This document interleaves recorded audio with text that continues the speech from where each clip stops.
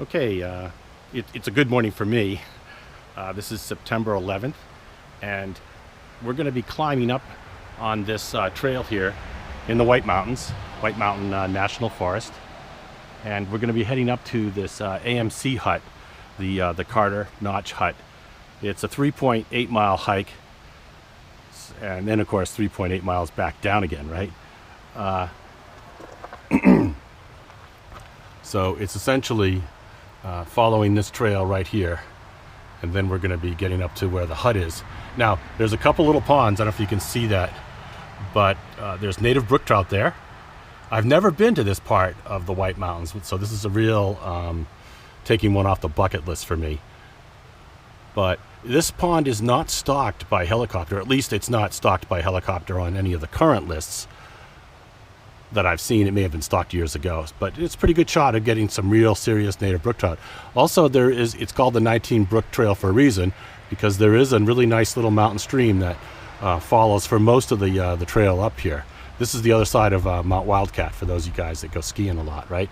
And then we'll probably have some really good shots as we come up through this area here, also of Mount Washington, the Mount Washington area, which you see over here as well, right? So this will be a really fun hike, and I'm really going to enjoy this, and I'm really glad I've had the opportunity to take you guys with me.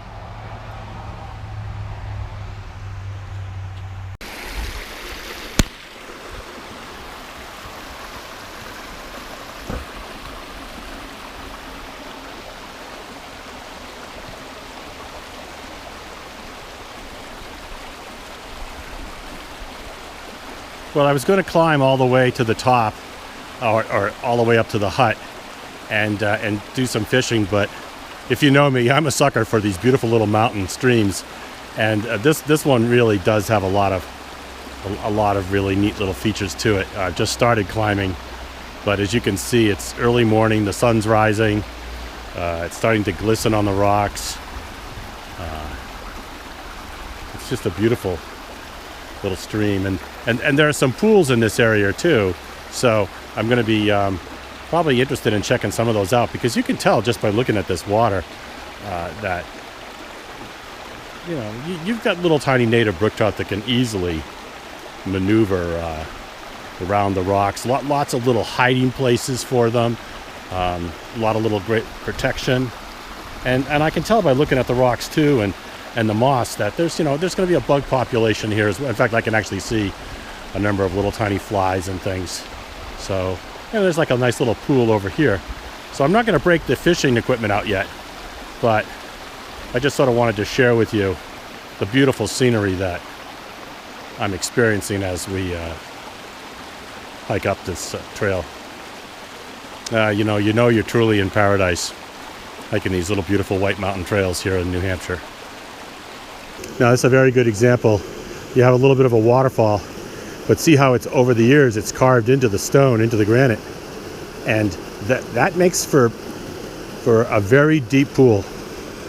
Now, I would not be surprised if that were 8 feet deeper or deeper.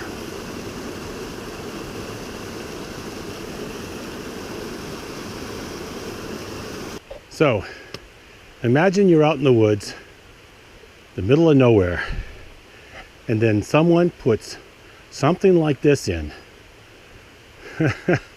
to make it useful for you to cross the stream, which probably not all that hard to do on a day like today. But if you're coming here in the springtime, that's probably a different story. Look at this. See, that's probably the old trail, crossing right over here. There might even have been a little bridge at one time, but wow, this is just fabulous work. And it's like brand new. That's pretty. So this isn't even this is not even the main stream.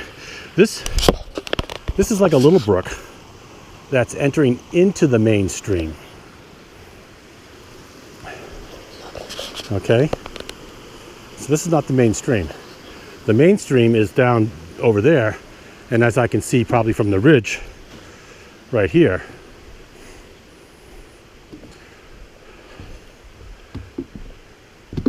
Actually, I don't know which is main and which isn't, to tell you the truth.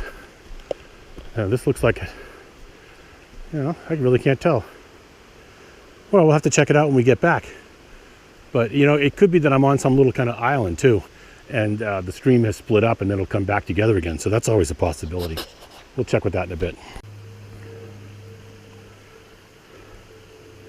Wanted to give you an idea as to what the trail looks like in parts. It's really not that bad. It was a little muddy when it started out, but as you can see, it's really just a beautiful walking trail.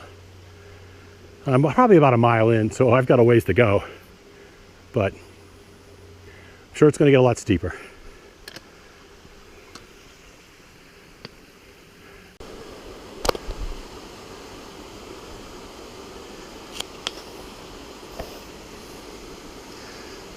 Check that out, huh?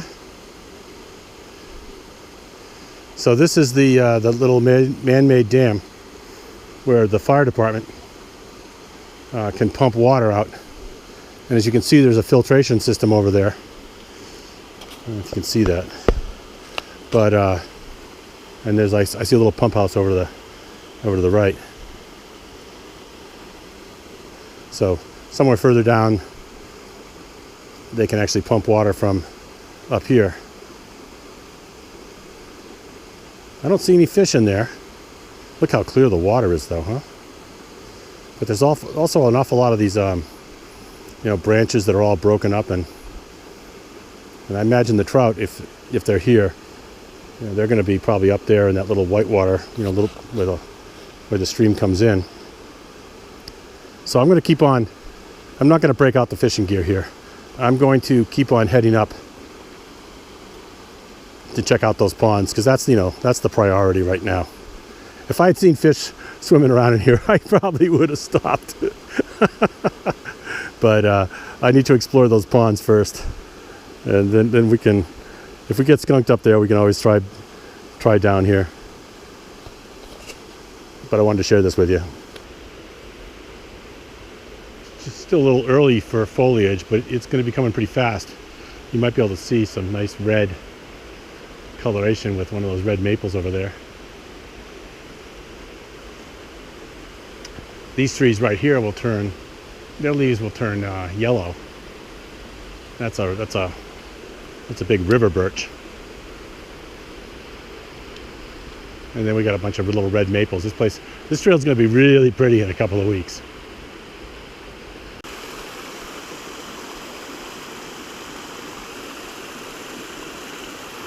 Well, as you can see, the stream is starting to get a lot smaller. Nice little bridge here.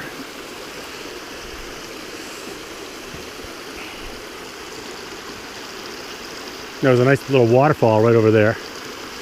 But you'll also notice that there's, you're getting closer to the top because you don't see as many boulders in the stream. What you see instead is you're starting to see now, the actual granite, and even the stones that you see are a lot more moss covered and stuff versus something recent that just came off, it was sliding off the top of the mountain. So we're nowhere near the top of the mountain, but we are starting to get up near the top of this what they call a notch, which that little area in between the mountains. But I just wanted to share this with you. It's real pretty, and with the sun glistening and stuff, it's going to be a really nice walk heading back down too, because I've been walking facing the sun this morning, so we'll have a beautiful sunset on the way down here too.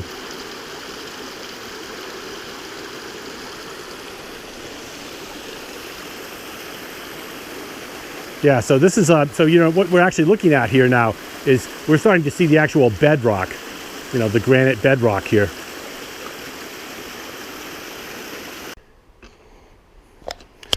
Well, how about that? These were the signs that the lady from the White Mountain AMC, these were the signs she was carrying. So she clearly had enough time. She beat me up here, and Also had the opportunity to screw these things in and bolt them down. But I recognize the signs. Brand new, they just went up. I can probably, other than her, I'm the first person to probably touch these, because most people don't touch them. So I've got 0.3 miles to go. I've come 3.6 miles. So that's 3.9 miles total, not 3.8. I don't know where I got that. But I also thought that I have a beautiful view by this point. And they call this a revegetation area. So maybe at one time. Let's see. And there's the other sign. So Pinkham Notch is 5.7 miles that way. And the peak of Mount Wildcat is only 0.7 miles. But let me see if I can show you what 0.7 miles looks like.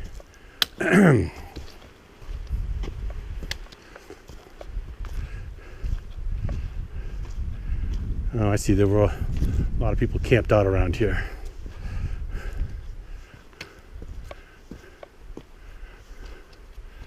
Yeah, that's I don't know if you can see that, but there's that tree again with those red berries.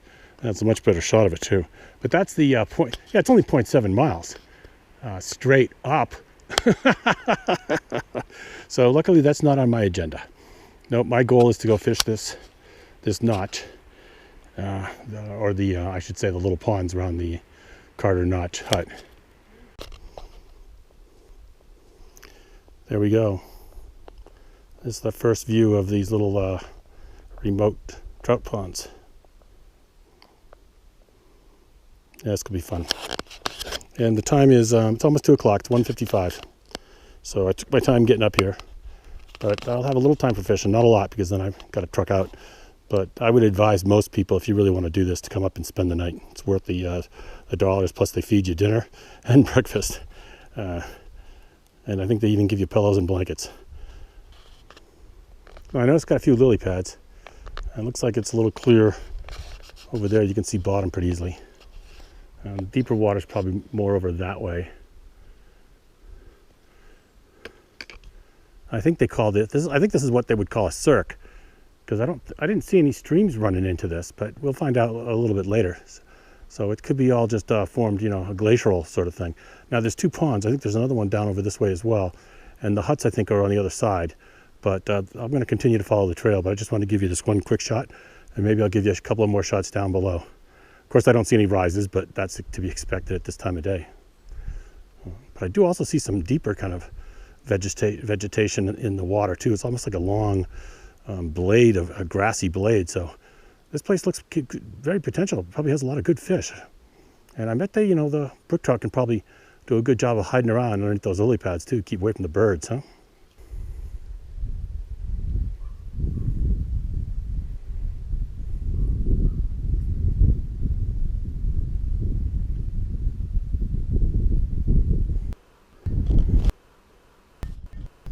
I can see little pollywogs in the water.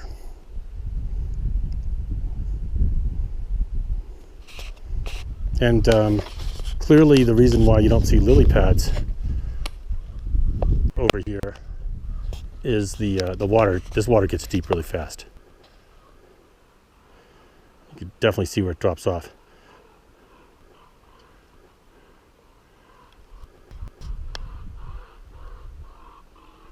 Oh, some crows must be nesting up there.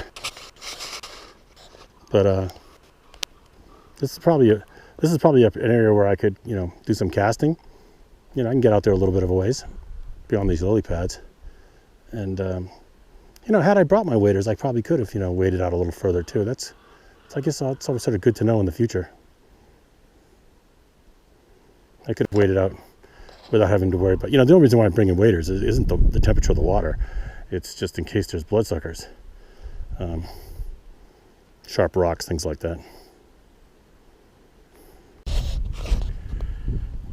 Okay, so what I showed you earlier was pond 1. This is the smaller pond. This is pond 2. Now I understand that this used to be deeper, but that it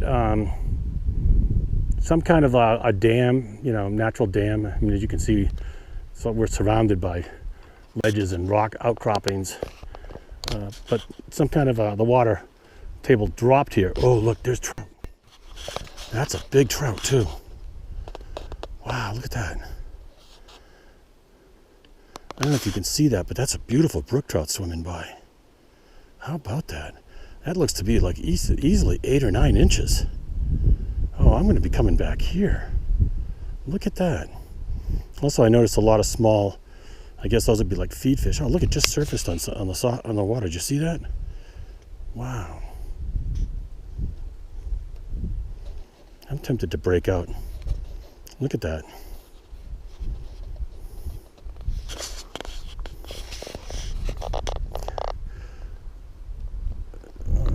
So, there's trout here. He just swam. Oh, look, he just surfaced again over there. Wow. And I just saw a rise out in the middle too. I'm gonna break out the rod. we gotta go fishing. We'll check out the camp later. Okay, so this is the smaller of the 2 ponds. Now I tied on a hopper a little while ago, and I had 3 or 4 really good takes. And they were just getting away from me. So what I'm going to do now is I have a little bit of a, I'm seeing rises. I have a woolly bugger on here with a lot of nice little flash, and see if I can play the wind a little bit.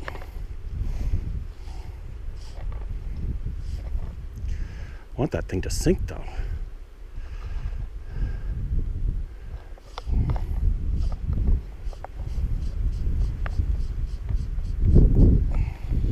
Let's see if I can bring it around where it was a little deep. Oh, got one. You see that?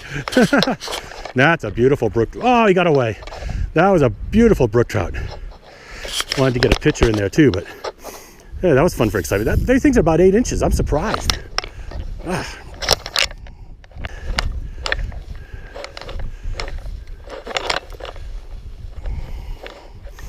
I gotta be smart about this.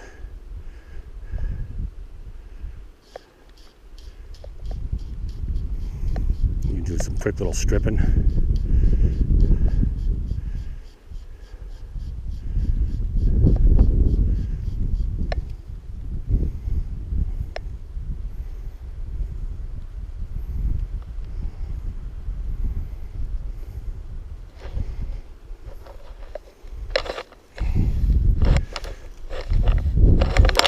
Wind is killing me.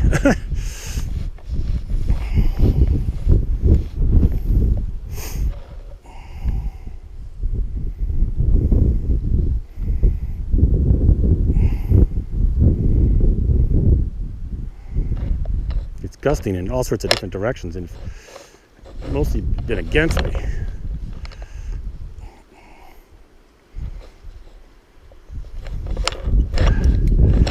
Gotta kind of wait for a lull.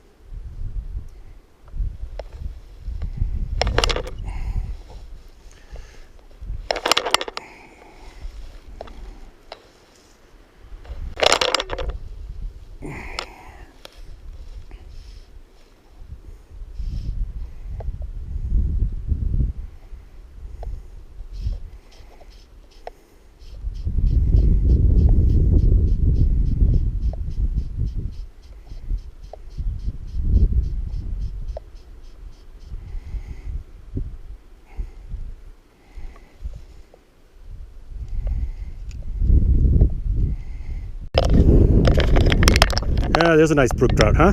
Look at that. Let's see if I can bring him over to the shallower water. But maybe, while I've got him, I want to just grab a picture. Proof.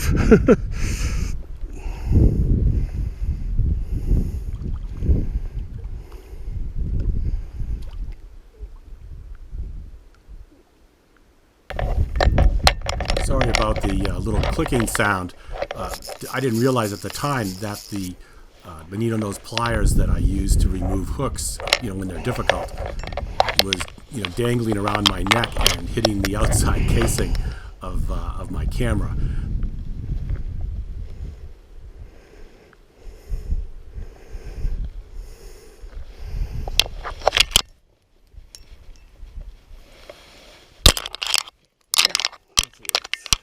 Get this stupid stuff off. Let's just wet my hands a little bit here. Don't want to be handling the fish. And we're going to pull you in. And I see you're still on the hook. Oh, it looks like, God, that's a nice sized fish. Okay. There we go. Oh, that could have been 8 or 9 inches. Huh. Well, let's go check out the huts.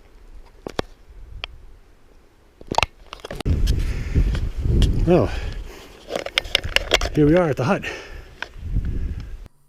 I'm going to turn the camera off before I head in. I was fishing with the chef for the day from the AMC hut, and he offered me a nice warm bowl of minestrone soup. Well, the sun is starting to set over the mountain, and it's going to be getting dark soon. So I'm heading back on down, and I think I've already gone down the steeper parts, but I probably still have 2.5 miles to go. So hopefully I can get down before it gets dark, but if not, I've got some headlamps as well. So, but it's real pretty. At least it's almost 5 o'clock, and it's September, so the sun's going to start setting a little earlier. And then with these mountains, sometimes it sets behind them, and I got Mount Washington across the street here, so that's probably going to help the sun setting a little bit too. So see you down in the parking lot. Well, I'm back to the car. If I had probably spent another 10 minutes in that woods, I would have probably had to have broken out that little headlamp I have.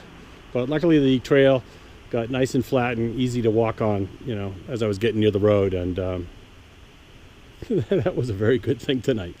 So hope you enjoyed fishing at the Carter Notch huts and those little ponds up there behind Mount Wildcat. Thanks.